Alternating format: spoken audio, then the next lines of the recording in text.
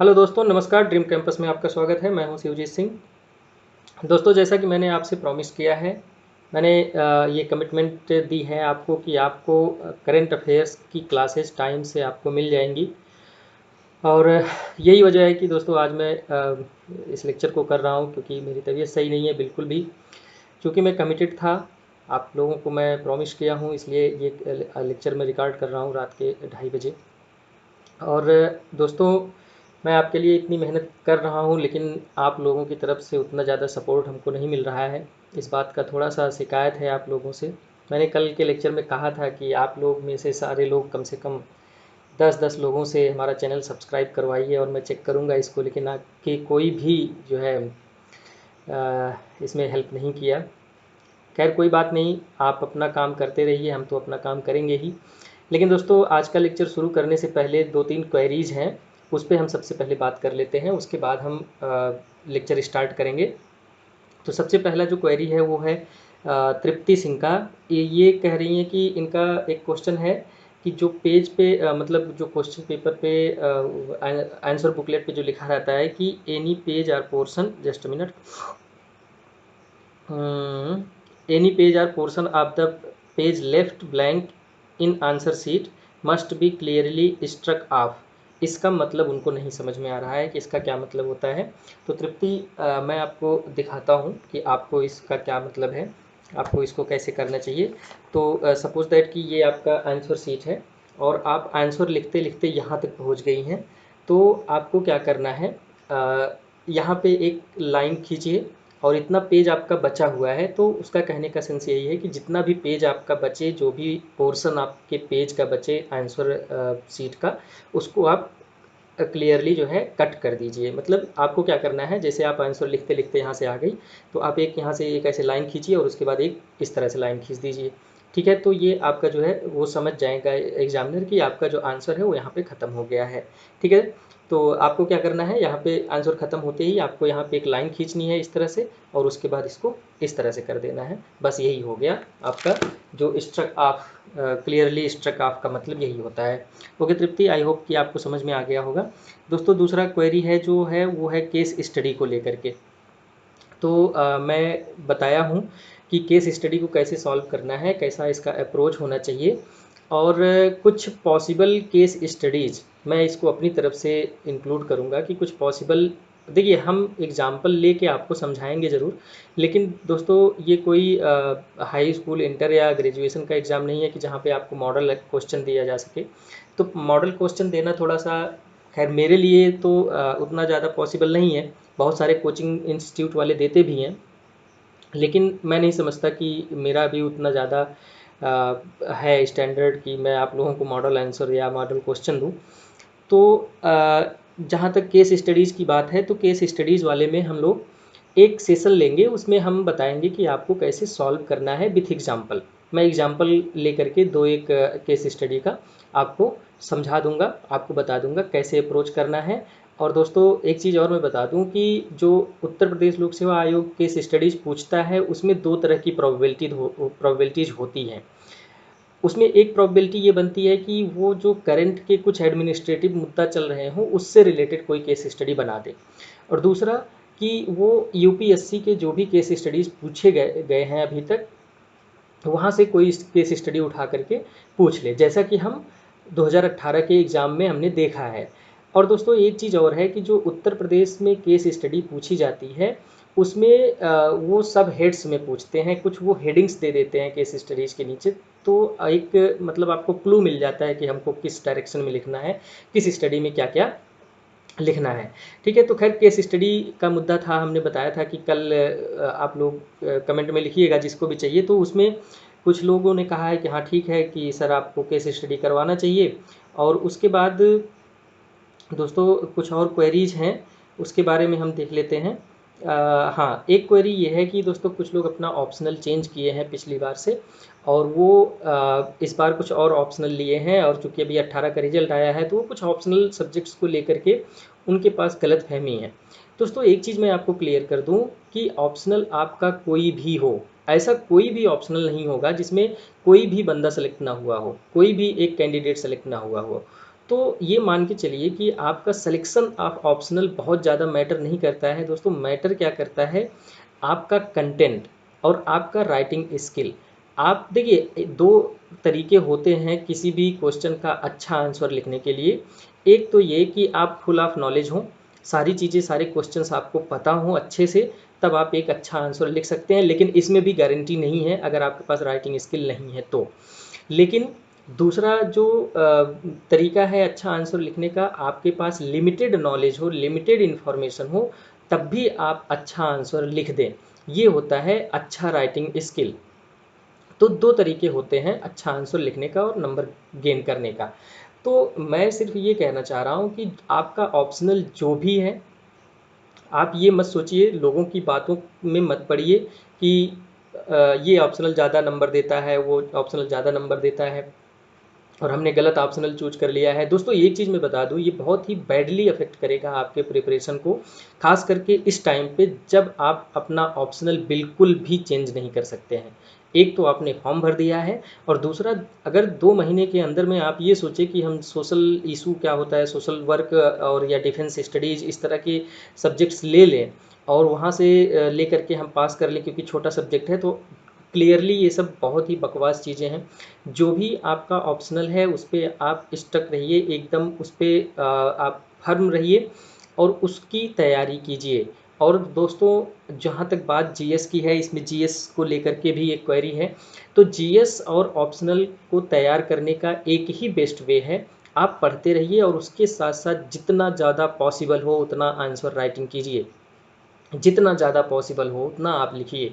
लिखने से दोस्तों हैबिट बनती है, पहली चीज़। और दूसरी चीज़ ये कि कभी कभी आपके पास लिखने का तरीका होता है, तो जो आपके पास कम नॉलेज है, कम इन्फॉर्मेशन वाले आंसर हैं, उसको भी आप इजीली लिख सकते हैं। हालांकि दोस्तों कैसे अच्छा आंसर लिखेंगे लिमिटेड इन्फॉर्मेशन में, इस पर अगर समय परमिट किया तो मैं एक सेशन ज़रूर लूँगा। तो अगर आप चाहते हैं कि इस पर भी एक सेशन हो तो आप कमेंट बॉक्स में हमको बताइए। ठीक है दोस्तों, तो ये हो गया केस स्टडी और तृप्ति सिंह का, और ये सुजेंद्र सिंह का था ये क्वेरी जो जनरल स्टडीज और ऑप्शनल को लेकर के था। और उसके बाद दोस्तों एक और है, जस्ट 1 मिनट, हाँ, नीलम चौहान का। ये कह रही हैं कि इनको कुछ most probable question for mains सारे पेपर्स का कुछ चाहिए।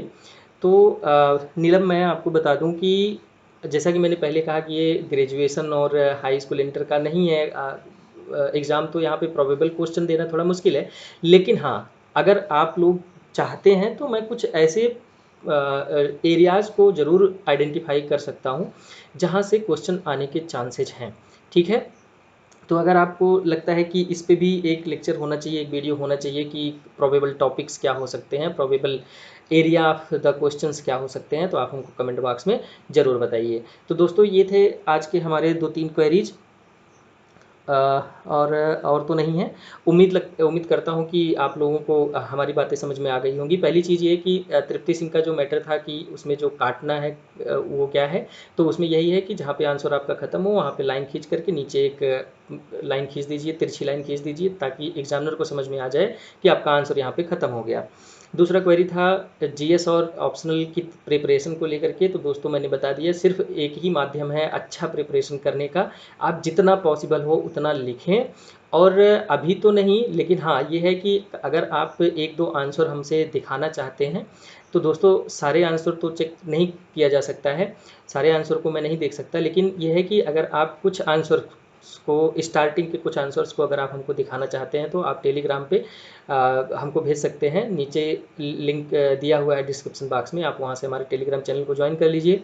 और आपके पास जो भी क्वेश्चंस हैं उसका आंसर लिखिए और आंसर लिख करके फ़ोटो खींच करके उसमें भेज दीजिए। और दोस्तों मतलब ये है कि अगर आपको 150 वर्ड्स में लिखने हैं या 200 वर्ड्स में लिखने हैं, तो मैं रिकमेंड करूँगा कि जो आंसर आप हमको दिखा रहे हैं उसको थोड़ा सा कम शब्दों में लिखिए, ताकि मैं उसको अच्छे से पढ़ सकूँ।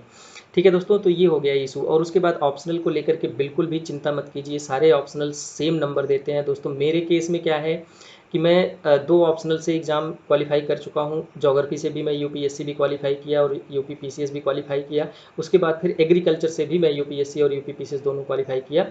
तो इसमें आपको कोई टेंशन लेने की बात नहीं है। आपका बस मैटर करता है कंटेंट और writing skill, manner of writing. ठीक है दोस्तों। और रही बात दूसरा नीलम का, जो जो ये प्रोबेबल टॉपिक्स के बारे में बात कर रही हैं, प्रोबेबल क्वेश्चंस के बारे में, तो इसके बारे में भी आप हमको बता दीजिए। अगर आपको लगता है आपको ज़रूरत है इसकी, तो मैं इस पे एक लेक्चर, एक सेशन कर दूंगा। ठीक है दोस्तों। तो दोस्तों, जैसा कि मैं पहले बताया कि थोड़ा सा तबीयत मेरा सही नहीं है, तो आज का जो लेक्चर है वो थोड़ा सा कम टॉपिक में लिया हूँ दोस्तों। आज का लेक्चर जो करने का कारण था, वो 2 कारण सबसे ज़्यादा था। एक तो ये जो क्वेरीज थे, इसका आंसर मैं देना चाह रहा था, और दूसरा ये कि आपका जो प्रिपरेशन है उसकी कंटिन्यूटी ना टूटे, इसलिए ये लेक्चर आज मैं ले रहा हूँ। अदरवाइज़ बिल्कुल भी कंडीशन में नहीं था। हेडेक भी हो रहा है, थोड़ा सा फीवर भी है। खैर, चलिए शुरू करते हैं आज का लेक्चर। तो दोस्तों, आज के लेक्चर में जो हमारा पहला टॉपिक है वो है the transgender persons protection of rights act 2019। दोस्तों, कुछ लोगों ने हमसे कहा था कि सर, जो सोशियोलॉजी वाले ऑप्शनल वाले हैं उसमें कुछ सोशल इशूज़ हैं जो करंट के हैं, तो उसमें अगर कोई करंट के टॉपिक आते हैं तो आप उसको डिस्कस कर लीजिएगा। तो ये देखिए, एक ये है आपका सोशल इशू। ठीक है दोस्तों। और ये सोशियोलॉजी वालों के लिए या सोशल स्टडीज़ वालों के लिए इम्पोर्टेंट तो है ही, बल्कि जो और भी लोग हैं, जो जनरल लोग हैं, उनके लिए भी इम्पोर्टेंट है। तो ये देख लेते हैं कि इसमें क्या क्या प्रोविजंस किए गए हैं, क्या क्या राइट्स दिए गए हैं जो ट्रांसजेंडर पर्सन्स हैं उनके लिए। ठीक है दोस्तों। तो इसको 2019 में एक्ट बनाया गया है, और इसमें ट्रांसजेंडर को क्लियरली डिफाइन किया गया है। कैसे? कि a person who gender does not match the gender assigned at the time of birth.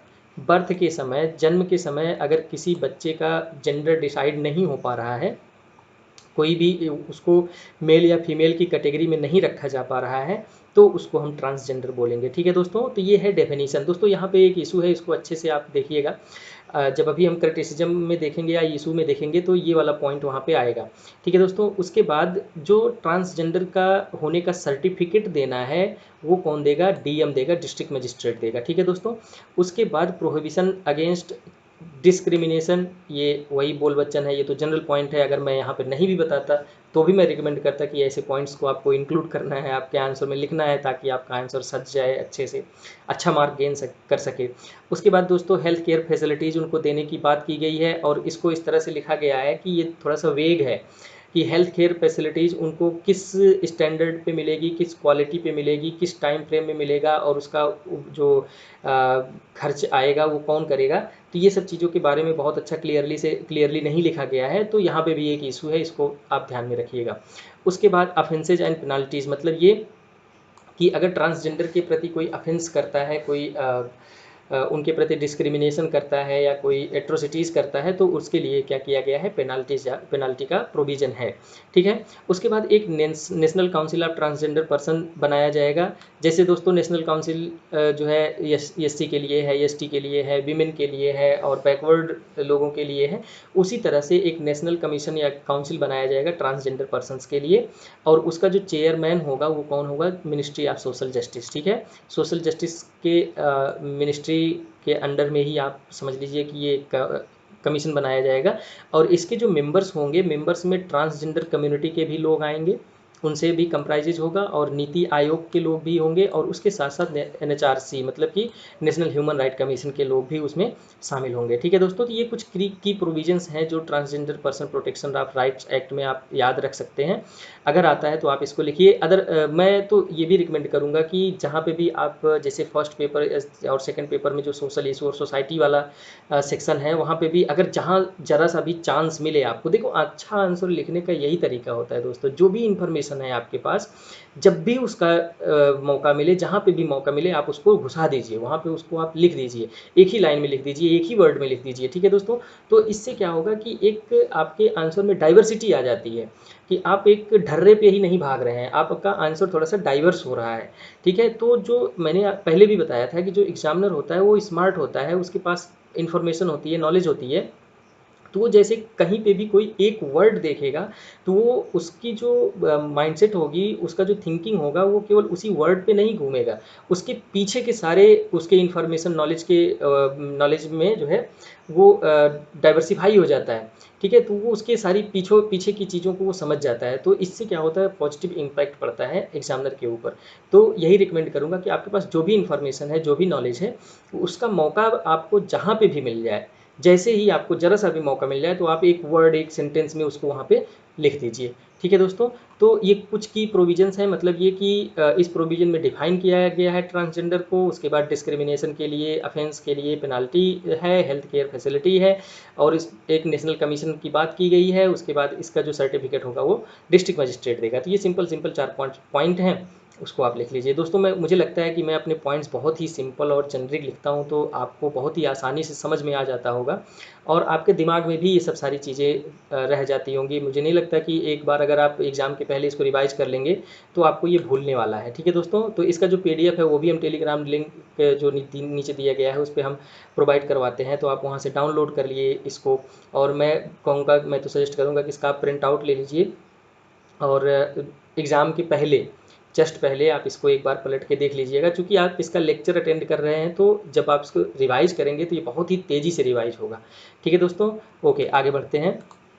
अब देख लेते हैं कि जो क्रिटिसिज्म है, ये क्रिटिसिज्म क्या क्या है। सबसे पहले दोस्तों, क्रिटिसिज्म जो है वो यही है कि act does not have any provision for the self determination. मतलब ये कि अगर आप ट्रांसजेंडर हैं कि नहीं हैं, ये आप खुद डिटरमाइन नहीं कर पाएंगे। ठीक है, इसको डिटरमाइन कौन करेगा, डिस्ट्रिक्ट मजिस्ट्रेट करेगा। उससे आपको सर्टिफिकेट लेना है कि आप ट्रांसजेंडर हैं। ठीक है, तो ये आप समझ सकते हैं कि हमारी सोसाइटी में इस तरह के काम को करने के लिए कैसा लोगों का माइंडसेट होता है, क्या लोग सोचते हैं।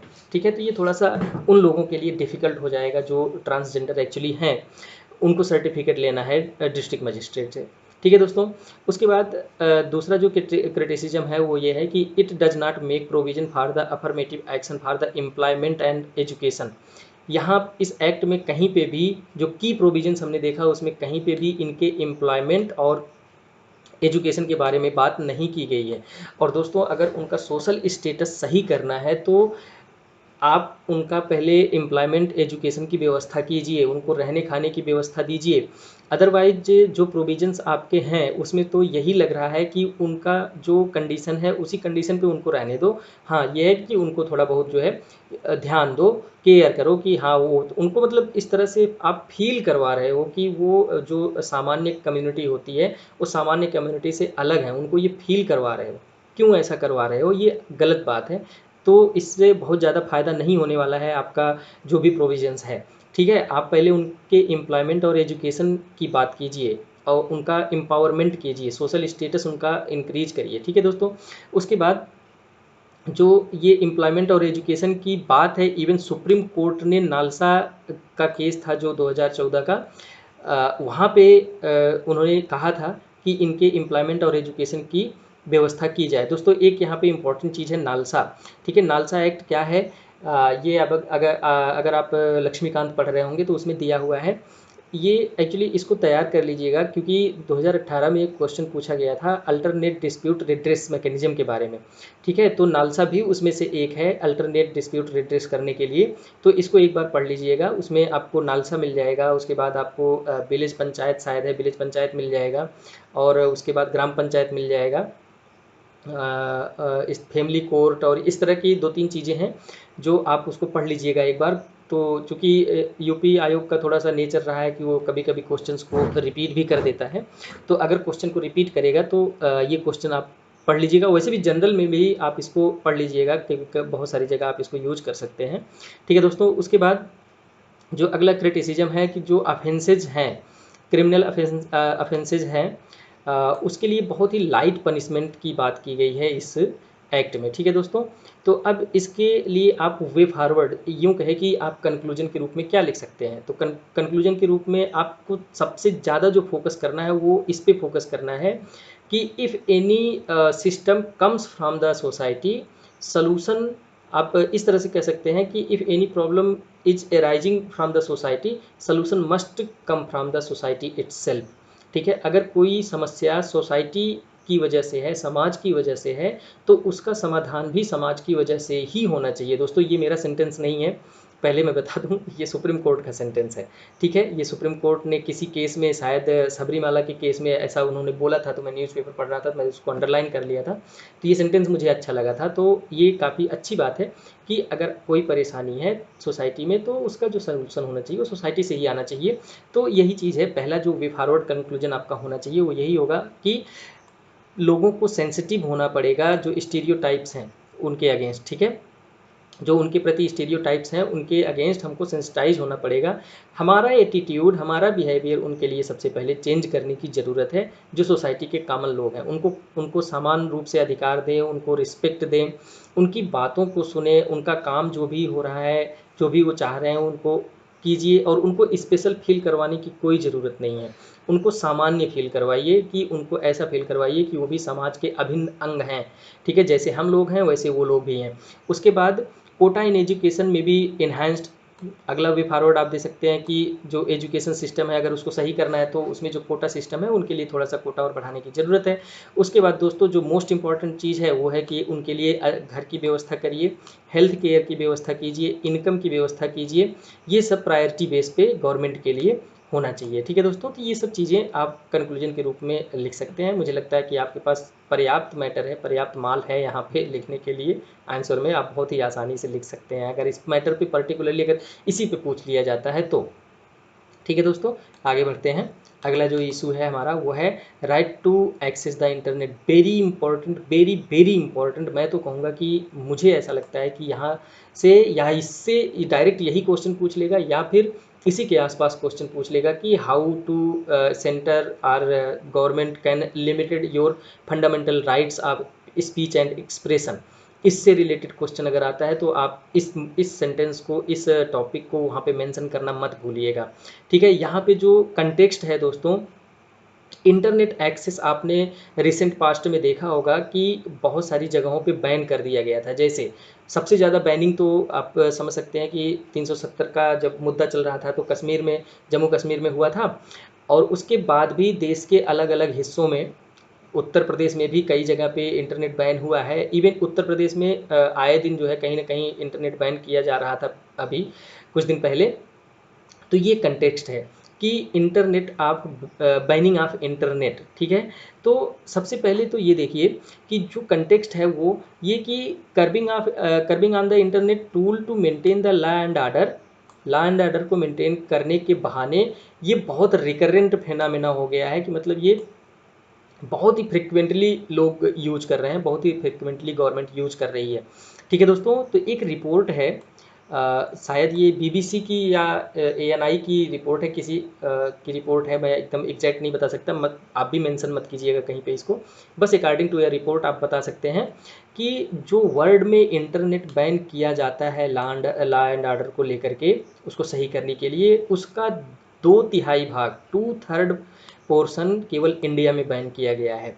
अभी तक जितने टाइम पे भी इंटरनेट बैन किया गया है पूरे पूरे वर्ल्ड में, उसमें उसका 2/3 भाग इंडिया में बैन किया गया है। तो आप सोच सकते हैं कि सिचुएशन कितना ग्रेव है आपका। अभी इसका इशू क्या है एक्चुअली, वो हम अभी आगे देखेंगे।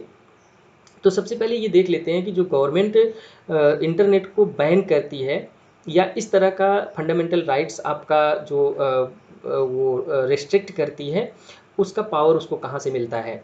तो जो ये इंटरनेट बैन करने का पावर है उसको गवर्नमेंट को मिलती है कहाँ से, temporary suspension of telecom services public emergency और पब्लिक सेफ्टी रूल्स 2017। ये एक रूल है, उसके अधीन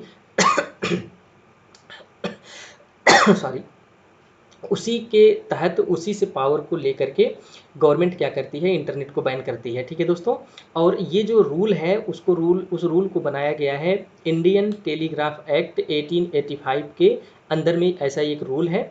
लेकिन दोस्तों ये जो रूल है ये यह नहीं कहता कि आप इनडेफिनिट टाइम के लिए इंटरनेट को बैन कर दीजिए।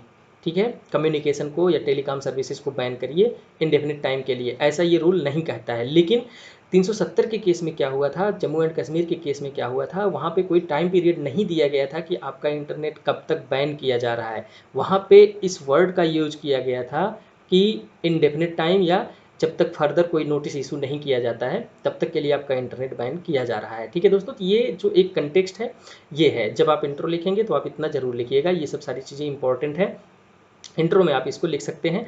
उसके बाद जो बैन है उसको हम क्रिटिसाइज कैसे कर सकते हैं। सबसे पहले दोस्तों, राइट टू इंटरनेट, ये केरला हाई कोर्ट ने इसको फंडामेंटल राइट घोषित किया है। हालांकि अभी नेशनल लेवल पे नहीं है, पूरे इंडिया के लेवल पे नहीं है, लेकिन इसकी शुरुआत तो हो गई है ना, कम से कम कि आप एक रेफरेंस तो दे सकते हैं ना कि केरला गवर्नमेंट ने क्या किया है, फंडामेंटल राइट घोषित किया है राइट टू इंटरनेट को। अपना आर्ग्यूमेंट देने के लिए आप एक पॉइंट यहाँ पे लिख सकते हैं कि राइट टू, जैसे आप राइट टू प्राइवेसी देखते हैं उसी तरह से राइट टू एक्सेस इंटरनेट भी seems like a fundamental right because Kerala high court already has given the status of fundamental right to the access of the internet. ठीक है दोस्तों, उसके बाद अगला जो क्रिटिसिज्म आप लिख सकते हैं वो ये है कि undermine the basic idea of democracy. ठीक है, डेमोक्रेसी का मतलब क्या होता है दोस्तों, कि शासन, लोगों का शासन, लोगों के द्वारा शासन, लोगों के लिए शासन।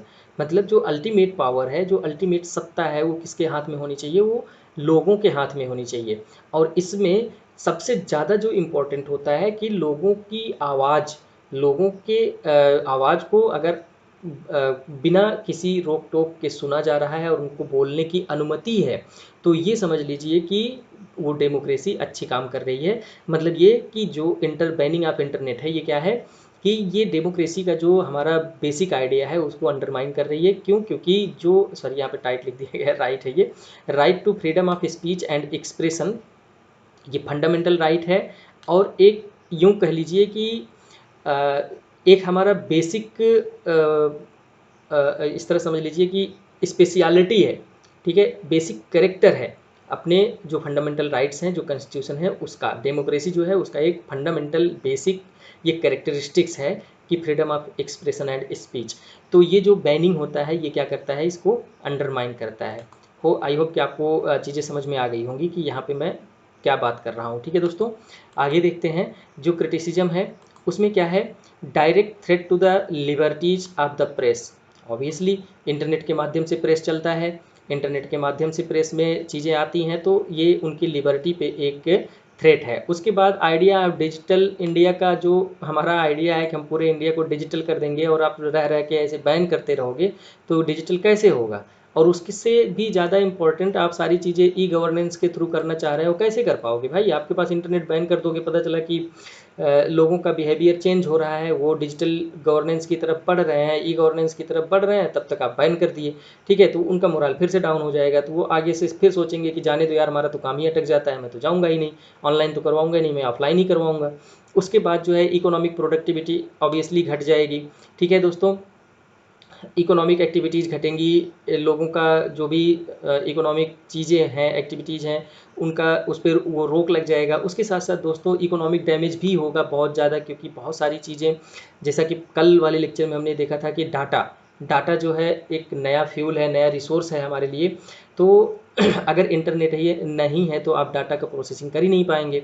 ठीक है, उसके बाद जो मान लो इंटरप्रेन्योरशिप है, जो स्टार्टअप्स शुरू कर रहे हैं, उनके लिए अगर आप इंटरनेट बैन कर देंगे, क्योंकि आज के समय में बहुत सारे बिजनेस, बहुत सारी चीज़ें क्या हैं कि इंटरनेट पे डिपेंडेंट होती हैं, तो अगर आप बैन करते रहेंगे तो उनके लिए काफ़ी ये घातक साबित होगा। ठीक है दोस्तों, अब कुछ हम आर्ग्यूमेंट्स इसके फेवर में भी देंगे कि बैनिंग क्यों ज़रूरी है, कभी कभी बैनिंग क्यों ज़रूरी भी होता है। ठीक है, तो दोस्तों अच्छा आंसर का मतलब यही होता है कि आपका बैलेंस्ड आंसर हो, आप जो भी अपनी बात कह रहे हैं उसको जो है बैकेंड में एक कोई तर्क देते हुए, कोई एग्जाम्पल देते हुए आप उसको अपनी बात को अच्छे से प्रेजेंट कर दीजिए, ये इसको बोलते हैं अच्छा आंसर। ठीक है, तो अब हम उसके फेवर में कुछ बात करेंगे। सबसे पहले ये कि हम अपने इंडिया की सॉवरेनिटी और इंटीग्रिटी को मतलब उसका जो है उसकी रक्षा करने के लिए कभी कभी हमको बैनिंग करना ज़रूरी होता है। क्यों? क्योंकि बहुत सारी चीज़ें, बहुत सारी एक्टिविटीज़ होती हैं जो इंटरनेट के माध्यम से होती हैं और वो अपनी सॉवरेनिटी और इंटीग्रिटी के लिए खतरनाक साबित हो जाती हैं। जैसे मान लीजिए कि कोई फंडिंग हो रही है, कोई आर्म सप्लाई हो रही है, कोई ड्रग्स सप्लाई हो रही है, ठीक है, या सॉरी, या ह्यूमन ट्रैफिकिंग हो रही है सॉरी। ठीक है दोस्तों, तो इंडिया की सॉवरेनिटी और इंटीग्रिटी को भी बचाने के लिए उसको सिक्योर करने के लिए हमें कभी कभी इंटरनेट बैन करने की आवश्यकता होती है। उसके बाद दोस्तों एक बहुत ही जो स्ट्रॉन्ग आपके पास आर्ग्यूमेंट होना चाहिए वो ये है कि फंडामेंटल राइट्स पर रीजनेबल रिस्ट्रिक्शंस लगाए जा सकते हैं। ठीक है, आपका जो फंडामेंटल राइट्स है ये अल्टीमेट नहीं है, ठीक है, ये इंडेफिनिट नहीं है, ठीक है, इस पे रीजनेबल रिस्ट्रिक्शंस लगाए जा सकते हैं। और उस रीजनेबल रिस्ट्रिक्शंस का जो बेसिस होता है, हालांकि कुछ बेसिस दिए गए हैं लेकिन उस बेसिस मतलब उसका आधार चेंज भी होता रहता है। मतलब उसमें आपका national security, public order, friendly relation with the other country, बहुत सारी ऐसी चीज़ें हैं जिसके उसमें जिसको बचाव करने के लिए, जिसके बदले में रीजनेबल रिस्ट्रिक्शंस फंडामेंटल राइट्स पे लगाए जा सकते हैं। तो ये आपका जो है एक बहुत ही स्ट्रांग आर्ग्यूमेंट है इंटरनेट को बैन करने के फेवर में। उसके बाद फेक न्यूज़ और र्यूमर्स को कभी कभी कर्व करने के लिए, उसको तोड़ने के लिए, उसका चेन तोड़ने के लिए हमको इंटरनेट बैन करने की ज़रूरत होती है। उसके बाद दोस्तों prevent the further situation deterioration, maintaining the public order, मतलब फर्दर सिचुएशन डिटेरियोरेशन का मतलब ये हुआ कि मान लीजिए कोई सिचुएशन हो रही है, कोई पैनिक सिचुएशन क्रिएट हो रही है, सोसाइटी में अनरेस्ट हो रहा है, तो उसको और फैलने से रोकने के लिए हमको कभी कभी इंटरनेट बैन करने की ज़रूरत होती है, क्योंकि 21st सेंचुरी चल रहा है और इस समय लगभग हर हैंड में एक जो है स्मार्टफोन तो है ही है। ठीक है दोस्तों, तो पब्लिक ऑर्डर मेंटेन करने के लिए, सोशल टेंशन को कम करने के लिए हमको कभी कभी इंटरनेट बैन करना ज़रूरी हो जाता है। उसके बाद इंटरनेट जो है potent tool to spread malicious propaganda specially in insurgency and in terrorism hit area. दोस्तों जो इंसर्जेंसी होता है, जो टेररिज्म हिट एरिया है, वहाँ पे क्या होता है, बहुत सारे मलेशियस प्रोपोगंडा मतलब गवर्नमेंट के खिलाफ या गलत चीज़ें बता करके लोगों को गुमराह किया जाता है। तो ऐसे चीज़ों को कर्ब करने के लिए, ऐसी चीज़ों को रोकने के लिए हम इंटरनेट को बैन करने का सहारा ले सकते हैं। दोस्तों एक क्वेश्चन है आप लोगों के लिए यहाँ पे कि इंसर्जेंसी और टेररिज्म में क्या डिफरेंस होता है। अगर आप जानते हैं तो आप इसका बस दो दो लाइन या तीन लाइन लिख करके आप हमको टेलीग्राम पे या कमेंट सेक्शन में आप हमको बताइए कि आप इंसर्जेंसी और टेररिज्म को कैसे डिफ्रेंशिएट कर सकते हैं। ये इंपॉर्टेंट है थोड़ा सा, अगर अंडरस्टैंडिंग होगी तो आपका जो social security sorry internal security वाला जो पोर्शन है उसमें थोड़ा सा आसानी होगी इस तरह के आंसर्स लिखने में, क्योंकि बहुत सारे एरिया हैं इंडिया में जो इंसर्जेंसी हिट है और बहुत सारे एरिया हैं जो हमारा टेररिज्म से हिट एरिया है। मतलब टेररिज्म तो मान लीजिए पूरे इंडिया में ही कहीं पे भी हो सकता है, लेकिन बहुत सारे पर्टिकुलर क्षेत्र हैं जहाँ पे इंसर्जेंसी हिट एरिया है। तो अगर इसमें क्लियर कट आपको डिफरेंस पता होगा तो आप इसको लिख सकते हैं। ठीक है दोस्तों, उसके बाद radicalisation, infiltration, organised crime can be curtailed by the internet ban, same चीज़ है, वहीं पे दूसरी भाषा में लिखा जा रहा है इसको। ठीक है, तो ये आप कुछ आर्ग्यूमेंट्स इसके फेवर में दे सकते हैं। ओके दोस्तों, आगे बढ़ते हैं। अब इसका जो वे फॉरवर्ड होना चाहिए वो क्या होना चाहिए, ये आपका फाइनल कंक्लूजन होगा कि balance between fundamental rights and public order should be maintain. ये गवर्नमेंट को कहा जा रहा है, हम लोग गवर्नमेंट को सजेशन दे रहे हैं कि आप फंडामेंटल राइट को भी ध्यान में रखिए जब आप पब्लिक ऑर्डर मेंटेन करने की कोशिश कर रहे हैं। उसके बाद आप जो भी रीजन्स दे रहे हैं, पहली बात तो रीजन देते ही नहीं है, जो भी रीजन्स दे रहे हैं उसका एक डॉक्यूमेंटेशन करवाइए, एक डॉक्यूमेंट जो है पब्लिक में दीजिए, पब्लिक फोरम में दीजिए, ताकि उसको लोग पढ़ के उसको समझ के आपका जो मोटिव है, आपका डिसीजन लेने के पीछे जो इंटेंशन है वो आप जो आम जनता है उसको समझ सके, ताकि आपकी प्रोसेस में क्या आ सके, ट्रांसपेरेंसी आ सके। उसके बाद अल्टरनेटिव शुड बी एक्सप्लोर्ड। केवल इंटरनेट बैन ही नहीं, पता चला कोई भी इशू हुआ झट से आप इंटरनेट बैन कर दिए, अरे रुक जाओ भाई, कुछ और अल्टरनेटिव पे भी देख लो, कुछ और भी अल्टरनेटिव हैं, कुछ और भी तरीके हैं, तो आप पहले उसको आजमा लो जिससे लोगों को कम हर्ट हो, लोगों का जो फंडामेंटल राइट है वो कम हर्ट हो। तो आप ऐसे अल्टरनेटिव्स के बारे में सोचिए। जैसे ही कोई सिचुएशन आती है आपने धड़ाक से कहा कि चलो ठीक है इंटरनेट बैन कर दो, ये कोई सोल्यूशन नहीं है। आप जो है पहले उसके लिए कुछ अल्टरनेटिव्स खोज लीजिए। उसके बाद पब्लिक स्क्रूटनी ऑफ डॉक्यूमेंट, जो भी आप डॉक्यूमेंट बना रहे हैं उसकी पब्लिक स्क्रूटनी करवाइए। पब्लिक स्क्रूटनी सेंस कि दोस्तों अब एक एक व्यक्ति के साथ कान में जाके वो नहीं पूछेंगे कि हमने ये डॉक्यूमेंट बनाया है आपको कैसा लग रहा है, लेकिन पब्लिक की तरफ से कुछ सिविल सोसाइटीज़ होती हैं, कुछ सिविल सोसाइटी ऑर्गेनाइजेशंस होते हैं जो ये काम करते हैं, जैसे मीडिया होती है, हमारे कुछ एनजीओज हैं, सेल्फ हेल्प ग्रुप्स हैं, और भी जो सिविल सोसाइटी ऑर्गेनाइजेशंस हैं, तो वो लोग ये काम पब्लिक का करती हैं, तो उनको पब्लिक का एक वॉइस माना जाता है। तो आप क्या करिए, जो भी डॉक्यूमेंट बना रहे हैं पहले इन लोगों के साथ रखिए, आप उसको पब्लिक फोरम पे रखिए ताकि उसको हर कोई जो भी पढ़ना चाहता है, जो भी समझना चाहता है, उसको समझ सके। ठीक है दोस्तों, तो ये कुछ वे फॉरवर्ड हैं इंटरनेट को लेकर के, इंटरनेट बैनिंग को लेकर के। दोस्तों इस पे थोड़ा सा प्रिपेयर रहिएगा, मेरा यही सजेशन है। यहाँ पे क्वेश्चन मतलब बन सकता है, आ सकता है। ठीक है दोस्तों, आगे बढ़ते हैं। एक ये नया सिस्टम आया है कमिश्नरेट सिस्टम। दोस्तों सॉरी, मैं नया सिस्टम बोल रहा हूँ, उत्तर प्रदेश के लिए नया हो सकता है लेकिन इंडिया के लिए नया नहीं है। अभी कंटेक्स्ट क्या है इसका, कमिश्नरेट सिस्टम क्या होता है, अभी इसको हम देखेंगे, लेकिन इसका पहले सबसे पहले देख लेते हैं कंटेक्स्ट क्या है। अभी नोएडा और लखनऊ में कमिश्नरेट सिस्टम लागू किया गया है, ये इसका कंटेक्स्ट है। अब देखते हैं कि ये कमिश्नरेट सिस्टम होता क्या है। This system gives more responsibilities including magisterial power to the IPS officer of inspector general of police, मतलब आईजी रैंक के जो आईपीएस होते हैं उनको कुछ मजिस्टेरियल पावर्स देता है और कुछ मजिस्टेरियल रिस्पॉन्सिबिलिटीज़ देता है जो कि एज अ कमिश्नर पोस्टेड हैं। आसान भाषा में कमिश्नर्स को, जो कमिश्नरेट सिस्टम है वो कमिश्नर्स को कुछ मजिस्टेरियल पावर देता है जो कि एक्चुअल में डीएम के द्वारा एक्सरसाइज की जाती है। आसान भाषा में कहें तो डीएम का जो एडमिनिस्ट्रेटिव पावर है, उनकी जो कुछ रिस्पॉन्सिबिलिटीज़ हैं उसको उनसे लेकर के आईपीएस को दिया जाता है जो कि कमिश्नर के रूप में पोस्टेड है। ठीक है दोस्तों, अब देखते हैं एक छोटा सा आप समझ लीजिए इसको बैकग्राउंड के रूप में। Under the Indian police act 1861 the DM has certain powers over the police.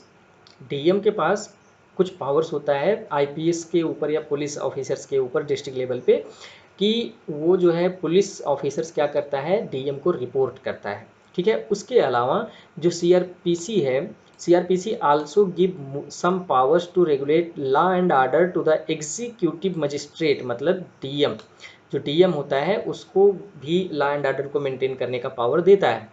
Actually जो लॉ एंड ऑर्डर मेंटेन करने का रिस्पॉन्सिबिलिटी होती है वो तो पुलिस के ऊपर होती है ना, पुलिस ही तो रोड पे उतर के लाठी भांजती है, वो लॉ एंड ऑर्डर को मेंटेन करती है। ठीक है दोस्तों, मेरा लैंग्वेज थोड़ा सा इस तरह से होता है ताकि जो कॉमन चीज़ें होती हैं उसको कॉमन लैंग्वेज में आप समझ लेंगे तो ज़्यादा मज़ा आएगा ना आपको समझने में, तो इसलिए ऐसे लैंग्वेज का मैं बीच बीच में प्रयोग करता हूँ। हालांकि प्रोफेशनल टीचर्स ऐसा नहीं करते हैं, तो दोस्तों जैसा कि जानते हैं कि मैं प्रोफेशनल टीचर नहीं हूँ, आउट ऑफ पैशन मैं इसको यूट्यूब पे पढ़ाता हूँ क्योंकि मुझे मज़ा आता है पढ़ाने में। ठीक है, तो ये चीज़ें हैं। कमिश्नरेट सिस्टम का मतलब ये है आसान भाषा में कि जो डीएम के कुछ पावर्स हैं लॉ एंड ऑर्डर को लेकर के, या फिर जो कुछ मजिस्टेरियल पावर है, एडमिनिस्ट्रेटिव पावर है, उसको कुछ लेकर के आईजी रैंक के जो कमिश्नर हैं उनको दे दिया जाता है पुलिस में। ठीक है, अब जो है आगे देख लेते हैं। In the police commissionerate system these powers are exercised by the police officer and the dual system of control is ruled out.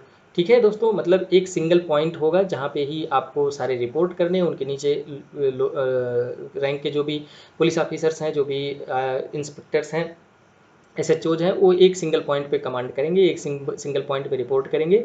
तो जो मल्टीपल कम्प्लेक्सिटीज़ होती हैं कि वो दूर किया जा सकता है कि एक बार डीएम को रिपोर्ट करना है, फिर उसके बाद आईपीएस जो आपका कमिश्नर है उसको रिपोर्ट करना है, तो ये सब सारी चीज़ें जो कम्प्लेक्सिटीज़ हैं उनको कम कर दिया जाता है। ठीक है दोस्तों, तो ये हो गया कमिश्नरेट सिस्टम। मुझे लगता है कि आपको समझ में आ गया आसान भाषा में यही कि डीएम के कुछ पावर को लेकर के कमिश्नर को दे दिया गया है। ठीक है, अब उसके बाद थोड़ा सा इसमें कुछ और देख लेते हैं कि जो सीपी होता है, CP becomes the head of unified police command structure. हमने बता ही दिया कि ये एक सिंगल पॉइंट कमांड हो जाता है। फिर उसके बाद CP does not need report to the DM on every matter. सारे मैटर्स पे डीएम को रिपोर्ट करने की ज़रूरत नहीं होती है कमिश्नरेट सिस्टम में, इस पे भी हमने बात कर लिया है। फिर उसके बाद CP is the supreme authority for the law and order situation in the city. ठीक है दोस्तों, हमने पहले ही बता दिया कि लॉ एंड ऑर्डर मेंटेन करने का जो भार होता है, जो उत्तरदायित्व होता है, वो किसका होता है, पुलिस का होता है। लेकिन सीआरपीसी कुछ राइट्स इसको डीएम को भी देती थी, तो अभी क्या है, डीएम का राइट्स उस पर नहीं है। अभी सुप्रीम अथॉरिटी कौन होगा, जो आपका सीपी होगा, मतलब कमिश्नर ऑफ पुलिस होगा, वही होगा। ठीक है, फिर उसके बाद district police officers are not under the supervision of the DM. अब डिस्ट्रिक्ट पे जो भी, डिस्ट्रिक्ट लेवल पे जो भी पुलिस ऑफिसर्स हैं वो किस पे डीएम के सुपरविजन में नहीं होंगे। The police have their own hierarchy with single line accountability to the CP. यहाँ पे दोस्तों यस जोड़ लीजिएगा, यहाँ पे सिंगल है। ठीक है, तो ये पॉइंट आपको समझ में आ गया होगा ये क्या कह रहा है। The CP usually directly report to the DGP. ठीक है दोस्तों, करेंटली 70 सिटीज़ में कमिश्नरेट सिस्टम लागू है, इंक्लूडिंग द दिल्ली। ठीक है, दिल्ली में भी जो है कमिश्नरेट सिस्टम है, और उसके अलावा 70 शहर ऐसे हैं भारत में जहाँ पे कमिश्नरेट सिस्टम चल रहा है। थोड़ा सा दोस्तों देख लेते हैं, जैसे कि ये कंटेक्स्ट बहुत ही अच्छा नहीं है, मतलब कि बहुत ही इम्पोर्टेंट नहीं है, लेकिन हाँ ये पूछ लिया जा सकता है कि जो अभी कमिश्नरेट सिस्टम आया है ये एसएसपी सिस्टम, जो करंट सिस्टम है हमारा एसएसपी, मतलब शहर में एक एसएसपी होता है बड़े शहर में, तो ये उस सिस्टम से अलग कैसे है। तो अलग कैसे है, in the commissionerate system all administrative power related to law and order, crowd control, power of ordering the use of force under the different section of CRPC are with the commissioner of the police। ठीक है, जो commissionerate system होता है उसमें ये सब situation से निपटने के लिए जो भी ऑर्डर करने का अधिकार होता है वो किसके पास, सीपी के पास होता है। ठीक है, उसके बाद even a decision on arm licence, जो असलहाओं को लाइसेंस दिया जाता है उसका भी अधिकार अब किसके अंदर में होगा, वो क्या कहते हैं कि सीपी के अधिकार में होगा, कमिश्नर के अधिकार में होगा, न कि एसएसपी के अधिकार में होगा। ठीक है दोस्तों, तो ये सब सारी चीज़ें हैं जो एसएसपी सिस्टम से सीपी सिस्टम अलग है। इसके अलावा in the commissionerate system the police officer also get magisterial power, इसको तो आपने देख ही लिया। अब हम देखते हैं कि ऐसे सिस्टम की हमको ज़रूरत क्या है, ज़रूरत क्यों है। सबसे पहला जो इम्पोर्टेंट फैक्टर है वो है रैपिड अर्बनाइजेशन। दोस्तों जैसे जैसे अर्बनाइजेशन बढ़ रहा है तो वहाँ पे एडमिनिस्ट्रेशन करने की कम्प्लेक्सिटीज़ भी बढ़ रही हैं। ठीक है, तो ऐसे में अगर मान लीजिए 2 पॉइंट पे 3 पॉइंट पे आपको ऐसा है कि यहाँ का ऑर्डर वहाँ पे ले जाना है, वहाँ की फाइल वहाँ पे ले जाना है, तो ऐसे में डिले होता है और एडमिनिस्ट्रेशन करना थोड़ा सा डिफिकल्ट हो जाता है। ठीक है, अगर सिंगल लाइन कमांड होगा तो उसमें क्या होगा कि एक ही जगह से आपको जो भी आदेश लेने हैं एक ही जगह लेने हैं, जो भी साइन करवाने हैं एक ही जगह करवाने हैं, तो ऐसे में जो एडमिनिस्ट्रेशन होगा वो थोड़ा सा आसान हो जाता है। उसके बाद high tech nature of and complexity of the crime, crime का नेचर बदल रहा है। ठीक है, आप समझ सकते हैं कि क्राइम का नेचर किस हद तक बदल रहा है।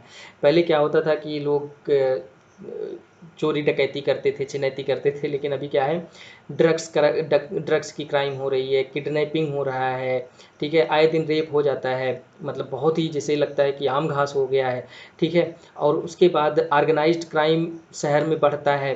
ठीक है, ऑर्गेनाइज्ड क्राइम बढ़ रहा है, साइबर क्राइम्स मोस्ट इंपॉर्टेंटली कि आप इंटरनेट के थ्रू क्राइम हो रहा है, तो ये सब क्या है, और इसके साथ साथ इनका नेचर और स्टाइल भी चेंज हो रहा है। तो इन सब चीज़ों से हैंडल करने के लिए हमको नए तरीके की ज़रूरत भी है और नए तरीके से काम करने की भी ज़रूरत है। ठीक है दोस्तों, उसके बाद immediate and coordinate response is the need of our.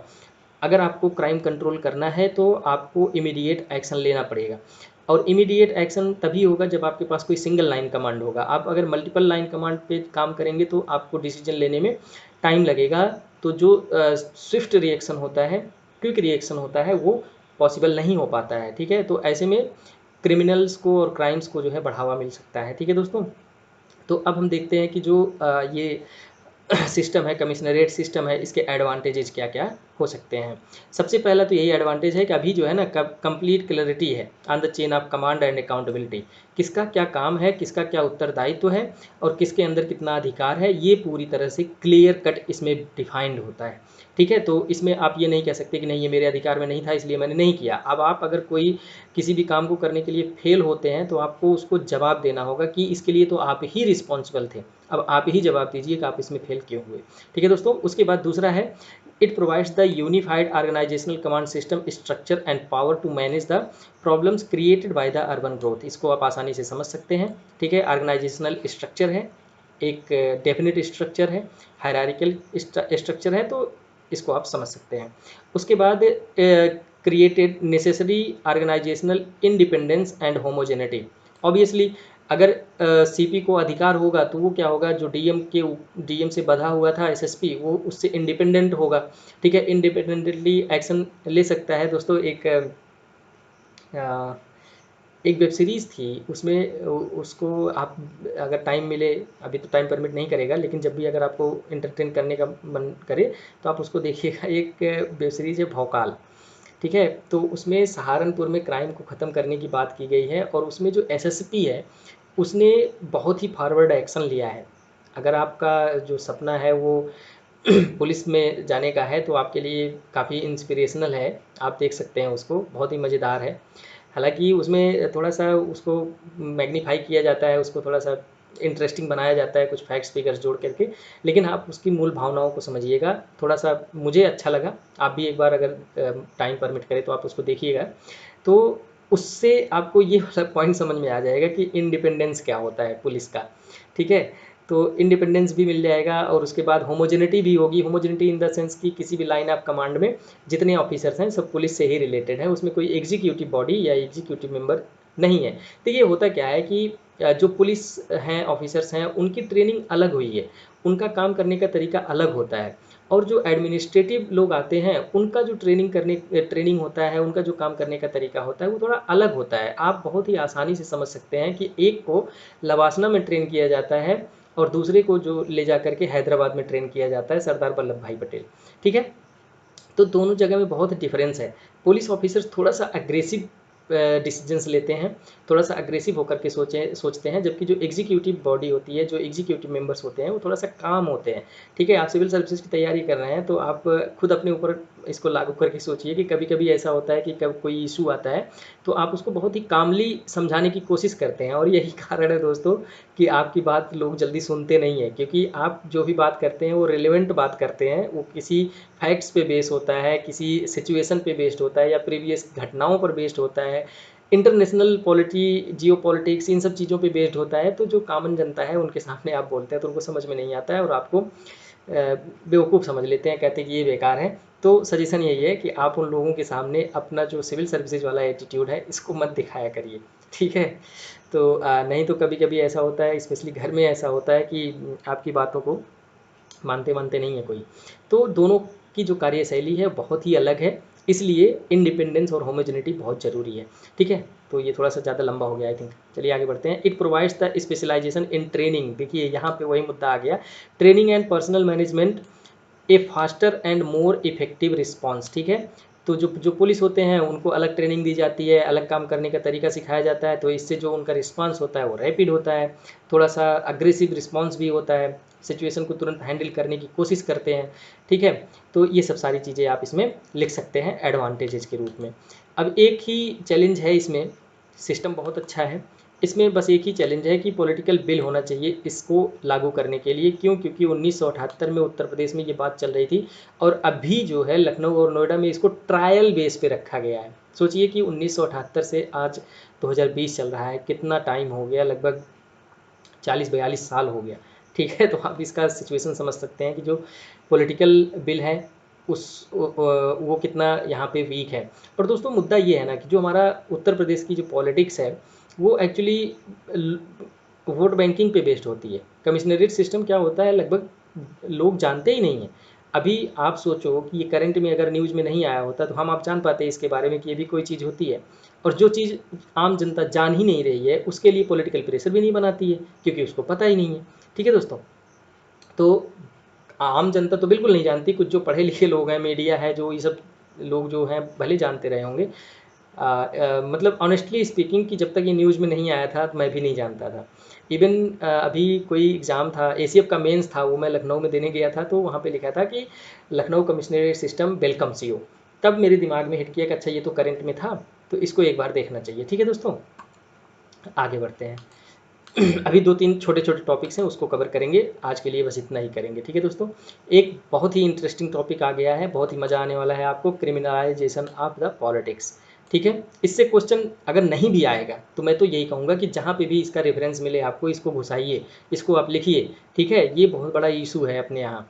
ठीक है दोस्तों, एक चीज़ मुझे ये नहीं समझ में आता है कि अगर आप खुद से पूछिए कि आप किसी से भी अपने समाज में पूछिए कि भैया बाबू चाचा चाची ताऊ ताई मौसी मौसा आप जो है अपने बेटे को क्या बनाना चाहते हैं, तो डेफिनेटली दोस्तों उनका जवाब होगा कि हम doctor, engineer, lawyer, civil servant, कुछ भी, या डिफेंस में, मिलिट्री, आर्मी, कुछ भी बता देंगे।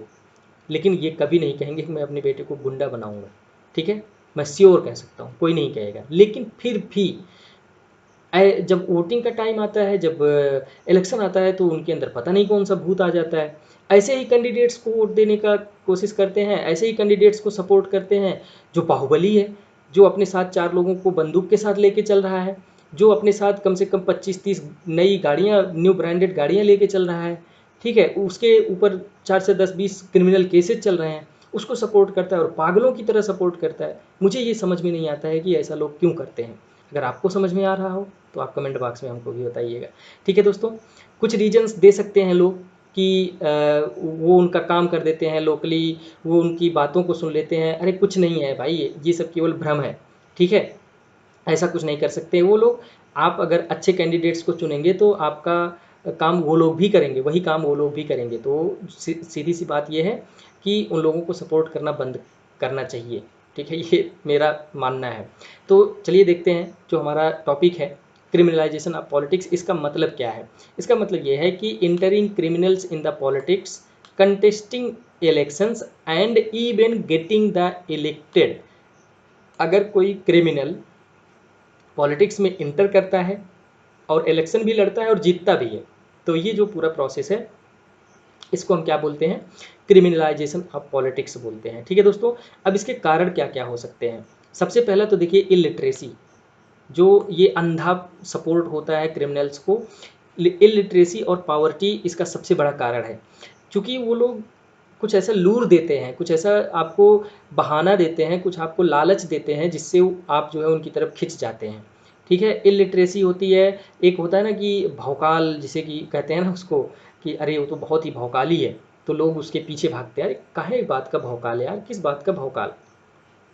भौकाल बनाना अच्छी बात है, गुंडागर्दी करना अच्छी बात है, वो आज बाहर कर रहे हैं, कल अंदर भी तो कर सकते हैं।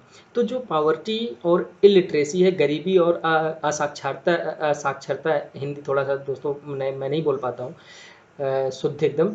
तो आप समझ लीजिए कि मैं कहना क्या चाह रहा हूँ। जो इलिटरेसी है, पावर्टी है, और उसके साथ साथ करप्शन है, लोगों के अंदर अवेयरनेस नहीं है। ठीक है, और उसके बाद सेंस ऑफ रिस्पॉन्सिबिलिटी नहीं है कि एज ए इंडियन सिटीजन उनकी क्या रिस्पॉन्सिबिलिटीज़ हैं, क्या ड्यूटीज़ हैं, क्या उनके पास राइट्स हैं, इन सब का उनके पास इंफॉर्मेशन नहीं है, उसका सेंस नहीं है। तो इसकी वजह से क्रिमिनल्स क्या होते हैं, पॉलिटिक्स में इंटर करते हैं। उसके बाद दूसरा मोस्ट इंपॉर्टेंट है जुडिशियल सिस्टम, जुडिशियल डिलेज। ठीक है, एक किसी भी व्यक्ति के ऊपर कोई क्रिमिनल केस चल रहा है तो पता चला तारीख पे तारीख चल ही रहा है, सालों से चल ही रहा है। फिर होता क्या है कि एक बार कोई क्रिमिनल केस हुआ तो 1 महीना 2 महीने तक ह्यू एंड क्राई होगा, लोगों के अंदर आक्रोश होगा। अब जुडिशियल कोई उस पर डिसीजन ही नहीं आ रहा है, तो धीरे धीरे वो मैटर शांत हो जाता है, क्योंकि लोगों के पास और भी मुद्दे हैं बात करने को भाई, एक ही चीज़ नहीं रहता है। फिर उसके बाद money and muscle power, money पैसे, वही यही होता है कि जहाँ पे पावर्टी आएगी वहाँ पे मनी आएगा। ठीक है, मनी को देंगे तो जो गरीब लोग हैं तो वो ऑब्वियसली उनसे अफेक्टेड होंगे, इन्फ्लुएंस होंगे, तो उनके पीछे भागेंगे। मनी एंड मसल्स पावर का भी यूज किया जाता है लोगों को इन्फ्लुएंस करने के लिए, वोट को पाने के लिए। उसके बाद lack of communication between election commission and voters. दोस्तों, आम जनता में आप जाकर के पूछिए कि इलेक्शन कमीशन नाम की भी कोई चीज़ होती है, और उसके कुछ मैंडेट्स होते हैं, और वो उसके कुछ सूचनाएं होती हैं जो आम जनता तक पहुंचाने की कोशिश किया जाता है, पर्टिकुलरली इलेक्शन के टाइम पे, तो लोगों को इसके बारे में नहीं पता है। ठीक है, तो ये भी एक कारण है कि लोग जो है अंधाधुंध एकदम ब्लाइंडली जो है क्रिमिनल्स को फॉलो करते हैं, उनको वोटिंग करते हैं। ठीक है दोस्तों, तो ये सब कुछ कारण हैं, रीजंस हैं जो क्रिमिनलाइजेशन को बढ़ावा देते हैं। उसके बाद दोस्तों ये कंटेक्स्ट इसका यही था कि सुप्रीम कोर्ट ने अभी हाल ही में कुछ डायरेक्टिव्स दिया था जो क्रिमिनलाइजेशन को कम करने के लिए या उसको ख़त्म करने के लिए। तो इसमें क्या है, it shall be the mandatory for the political parties, ज़्यादातर डायरेक्टिव्स पॉलिटिकल पार्टीज़ के लिए हैं। ठीक है, to upload on their websites detailed information regarding individuals who, sorry यहाँ पे हैव बीन होगा, have been selected as a candidate with pending criminal cases including the nature of offence. मतलब आसान भाषा में कि सुप्रीम कोर्ट ने ये कहा है कि आप जिस भी कैंडिडेट को सेलेक्ट कर रहे हैं तो उसके ऊपर जो भी क्रिमिनल केसेज हैं उसको आप पब्लिक कीजिए, अपनी वेबसाइट पे अपलोड कीजिए। ठीक है, ताकि आम जनता उसको जान सके। फिर उसके बाद वापस political parties must provide reasons for such selection. Supreme court का कहना यह है कि आप जो है लोगों को ये बताइए कि आप ऐसे लोगों को क्यों सेलेक्ट किए हैं। ठीक है, इसके पीछे क्या कारण है, और ऐसे लोगों को क्यों नहीं सेलेक्ट किए हैं जो कि जिसके ऊपर क्रिमिनल हिस्ट्रीज नहीं थी। आप इसको रीजन सहित आप अपने वेबसाइट पे अपलोड कीजिए या फिर किसी और माध्यम से लोगों तक पहुंचाइए। उसके बाद the criminal history of candidates must also be published on the official social media platforms of the political party in one vernacular newspaper and one national newspaper. ठीक है दोस्तों, मतलब ये कि जो कैंडिडेट है जिसको आपने सेलेक्ट किया है और उसके ऊपर अगर कोई क्रिमिनल हिस्ट्री है, कोई क्रिमिनल केस है, तो आप उसको पब्लिश कीजिए। कहाँ कहाँ पे पब्लिश कीजिए? सबसे पहले तो आपका जो सोशल मीडिया है, ऑफिशियल सोशल मीडिया है, मतलब फेसबुक, व्हाट्सएप, ट्विटर जो भी है वहाँ पे पब्लिश कीजिए। उसके अलावा एक वर्नाकुलर मतलब जो लोकल लैंग्वेज में आपका न्यूज़पेपर है, लोकल न्यूज़पेपर है उसमें, और एक नेशनल न्यूज़पेपर में, 3 जगह आप उसके क्रिमिनल हिस्ट्री के बारे में लोगों को बताइए, ऐसा सुप्रीम कोर्ट का डायरेक्टिव्स है। उसके बाद the details should be published with in 48 hours of the selection. ठीक है, 48 घंटे के अंदर अंदर आप इसको पब्लिश कीजिए। या फिर ये जो टाइम होना चाहिए वो क्या होना चाहिए? 2 weeks before the first date of filing of nominations whichever is earlier. या तो आप 48 घंटे के पहले करिए, या फिर जो फर्स्ट डेट ऑफ नॉमिनेशन है उसके 2 सप्ताह पहले करिए। ठीक है, लोगों को बताइए उनके क्रिमिनल हिस्ट्री के बारे में, उनका पूरा डिटेल के बारे में, जो भी कैंडिडेट्स आपने सेलेक्ट किया है। उसके बाद parties must also submit the same details to the election commission within 72 hours of the declaring the name of the candidates. मतलब जब भी आप किसी भी कैंडिडेट का नाम डिक्लेयर कर रहे हैं तो उसके 72 घंटे के अंदर आप जो है उसकी सूचना इलेक्शन कमीशन को दीजिए। ठीक है दोस्तों, ये सुप्रीम कोर्ट के कुछ डायरेक्टिव्स थे। अब इसमें वे फॉरवर्ड क्या हो सकता है? तो वे फॉरवर्ड में आप लिख सकते हैं कि जो फॉर्मर इलेक्शन कमिश्नर थे TN कृष्णमूर्ति, उन्होंने बताया था कि एक नेशनल इलेक्शन फंड बनाइए। दोस्तों इस पे पढ़ लीजिए, नेशनल इलेक्शन फंड पे मैं यहाँ पे कवर नहीं किया हूँ, आप इसको एक बार देख लीजिएगा कि इसके एडवांटेज और डिसएडवांटेजेस क्या हो सकते हैं, मे भी पूछा जा सके, तो इसको आप एक बार पढ़ लीजिएगा। ठीक है दोस्तों, तो जो TN कृष्णमूर्ति जी थे, इन्होंने कहा था कि एक नेशनल इलेक्शन फंड आप बनाइए। दोस्तों मैं इसको एक छोटे से उसमें बता देता हूँ एक लाइन में कि ये क्या है। इन्होंने कहा था कि एक नेशनल इलेक्शन फंड बनाइए जिसमें से सारी पार्टीज को इलेक्शन लड़ने के लिए पैसा दिया जाएगा। किसकी तरफ से? सरकार की तरफ से। वो जो पब्लिक फंड गैदर करते हैं, जो पब्लिक फंड लेते हैं, उस पर जो है रोक लगाने के लिए। ठीक है दोस्तों, तो एक नेशनल इलेक्शन फंड है। अब इसके एडवांटेजेस या मेरिट डिमेरिट्स क्या हो सकते हैं, आप इसको एक बार इंटरनेट पे सर्च कर लीजिएगा, मिल जाएगा। एक एक दो दो पॉइंट आप अपने कहीं पे भी, जहाँ पे भी शॉर्ट नोट्स बना रहे हैं करंट अफेयर का, वहाँ पे आप लिख लीजिएगा। ठीक है दोस्तों, उसके बाद parliament enact such a law to ensure that people with serious criminal charges do not enter into the public life. ये केवल बकवास है, ये केवल हम लोग कह सकते हैं, पॉलिटिकल पार्टीज ऐसा कभी नहीं करेंगी। ठीक है, मतलब ये कि पार्लियामेंट को ऐसा एक्ट बनाना चाहिए कि जो क्रिमिनल केसेस जिनके ऊपर हैं, जो क्रिमिनल केसेस से मतलब उनके ऊपर क्रिमिनल केस है, तो वो पॉलिटिक्स में आए ही ना, ऐसा कोई लॉ बनाइए। नहीं बनने वाला है आप, लेकिन सजेशन में इसको जरूर लिखिएगा। ठीक है, उसके बाद मोस्ट इंपॉर्टेंटली जो सजेशन आपका होना चाहिए वो होना चाहिए कि स्पीडी ट्रायल, जितना जल्दी ट्रायल होगा उतना जल्दी उनको सज़ा मिलेगी। और जिसको भी सज़ा मिलती है उसमें कॉन्स्टिट्यूशन में है, उसमें जो हमारा पीपल्स ऑफ रिप्रेजेंटेशन एक्ट है उसमें ये लिखा गया है कि जिसके ऊपर कोई केस है, जो जेल जा चुका है, वो कुछ दिनों के लिए बैन हो जाता है उसका इलेक्शन से लड़ना। ठीक है, उसके बाद स्प्रेडिंग मास अवेयरनेस, मोस्ट इम्पॉर्टेंटली कि खुद को सुधारना है सोशल मीडिया के थ्रू, मीडिया के थ्रू, या सिविल सोसाइटीज़ के थ्रू, NGOs को थ्रू। गवर्नमेंट को क्या करना चाहिए? लोगों को अवेयर करना चाहिए। तो गवर्नमेंट क्यों करेगी ऐसा? उनको तो फ़ायदा हो रहा है ना वहाँ से। देखिए ये स्ट्रेट फॉरवर्ड स्टेटमेंट है, इसको इसके लिए अपोलोजाइज मैं हूँ अभी से ही, ऐसा नहीं बोलना चाहिए गवर्नमेंट के लिए। लेकिन हाँ ये है कि आप कंडीशन को समझ सकते हैं, आप सिचुएशन को समझ सकते हैं। ठीक है दोस्तों, आगे बढ़ते हैं। ये एक बहुत ही छोटा सा था। देखिए इस समय जो डिफेंस सेक्टर है हमारा वो बहुत ही न्यूज़ में है, तो इसलिए हमने इसको लिया है। डिपार्टमेंट ऑफ मिलिट्री अफेयर्स, ठीक है, DM में ये एक नया डिपार्टमेंट बनाया गया है मिनिस्ट्री ऑफ डिफेंस के अंदर में। तो इसके बारे में हम देख लेते हैं कि ये क्या क्या किस किस क्षेत्र में डील करेगा। तो सबसे पहली बात, ये जो तीनों फोर्सेज हैं उसके बारे में डील करेगा। फिर टेरिटोरियल आर्मी के बारे में डील करेगा। दोस्तों टेरिटोरियल आर्मी क्या होता है, आप इसको जो है एक लाइन में हमको कमेंट बॉक्स में बताइएगा कि आपको टेरिटोरियल आर्मी के बारे में क्या पता है। ठीक है, उसके बाद जो प्रोक्योरमेंट होता है सर्विसेज का, एक्सेप्ट कैपिटल एक्विजिशन के अलावा, कैपिटल एक्विजिशन का मतलब ऐसे रिसोर्सेज से होता है जिसका हम बाद में यूज करते हैं, या जिसका यूज हमको बाद में होता है, जिसका प्रभाव हमको बाद में दिखता है। तो ऐसे कैपिटल एक्विजिशन को छोड़ करके बाकी और सारे सर्विसेज का जो प्रोक्योरमेंट होगा, जो खरीद होगा, उसके बारे में ये बात करेगा।